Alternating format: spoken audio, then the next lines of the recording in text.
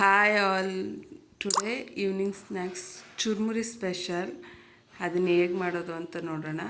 ಮೊದಲು ಒಂದು ಪಾತ್ರೆ ತೊಗೊಂಡು 2 ಸ್ಪೂನ್ ಎಣ್ಣೆ ಹಾಕ್ಕೊಳ್ಳಿ. ಒಂದು ರುಚಿಗೆ ತಕ್ಕಷ್ಟು ಉಪ್ಪು ಹಾಕ್ಕೊಂಡು, ಹಾಗೆ ಖಾರ ಎಷ್ಟು ಬೇಕೋ ಅಷ್ಟು ಚಿಲ್ಲಿ ಪೌಡ್ರ್ ಹಾಕ್ಕೊಂಡು, ಸ್ವಲ್ಪ ನಿಂಬೆಹಣ್ಣು ಇಟ್ಕೊಳ್ಳಿ.